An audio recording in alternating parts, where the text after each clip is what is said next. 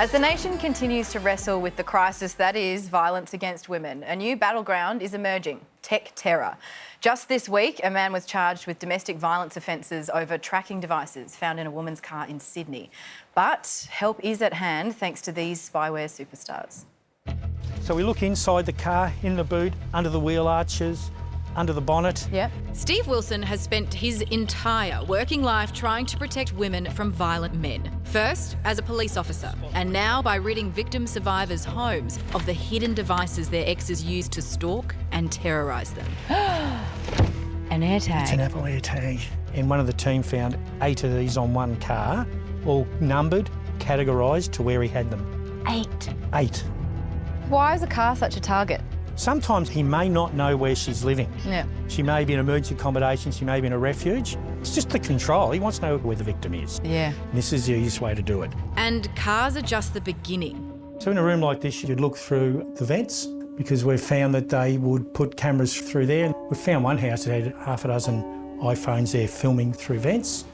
You can't even see this though, like when that's just like that. We can pick them up through scanning equipment. From magnetic trackers to hidden cameras, listening devices, malware on phones and laptops, Steve's team finds it all in every single room. A number of our team members have actually gone to homes with smart fridges and found perpetrators using that app to post messages on the whiteboard of the fridge, calling her names. You're never going to see the kids again. I'm going to self-harm. There's no escape. No, there's no escape. No escape and nowhere to feel safe. Even teddy bears can be weaponised. No way. So they would have just like opened that up, Yeah. chucked that in there. Here. What? Yep. A very small camera sitting inside of the Lego build. It's so tiny you wouldn't even know. Yeah, something that appears to be a connectable small listening device. What? Yeah.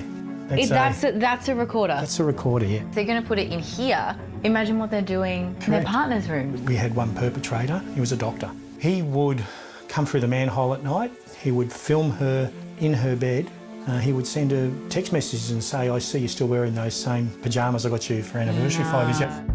Over 12 years, Steve estimates he's worked with 20 to 30,000 women. He says he finds monitoring devices at more than 90% of homes. I don't think there's enough understanding in the community about how dangerous this sort of behaviour is. It's a red flag to intimate partner homicide and serious assaults. Demand for his services is so high. Steve says he could double his team of 20 and it still wouldn't be enough. We get more people when there's more tragedies. So we noticed that recently we seem to get a lot more people coming to us through services or privately wanting assistance. They're more worried now seeing what's happening to other women that they're going to end up in the same way. They don't want to leave their bedrooms, some of them. They're so scared. Matisse Price is one of Steve's employees. She knows firsthand how threatening a perpetrator can be. A couple of weeks ago, I was sitting in a woman's kitchen going through her phone, removing the perpetrator's access, and she heard his car pull up, and I take my lanyard off so there's nothing to identify me. And he came into the kitchen and sort of just looked like we were having coffee, and he sort of had a look and then obviously wasn't suspicious.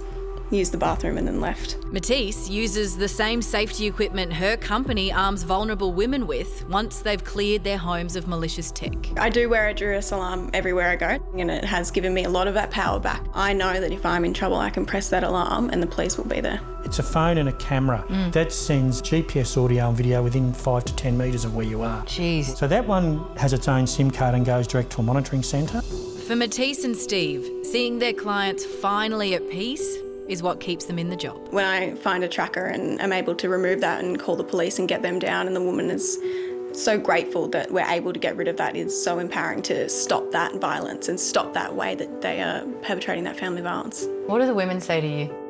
Thank you.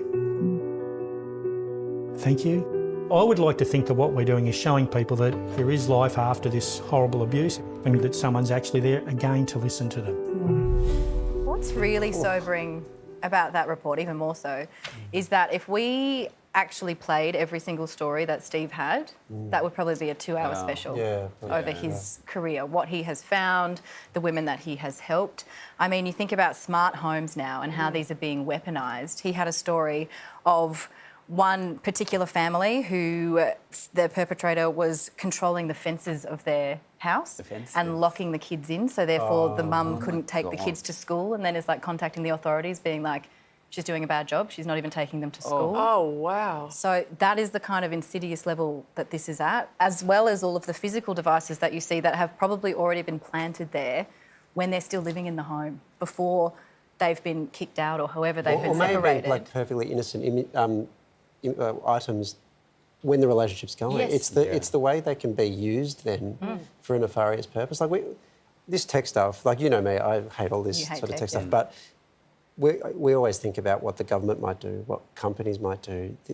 The thought that we could do this to each other, and then in that context, obviously, when you're talking about ex-partners, is a terrifying thought because it's so insidious. And everything that you use as though it's like a modern convenience, like using air conditioner, like controlling your sound system.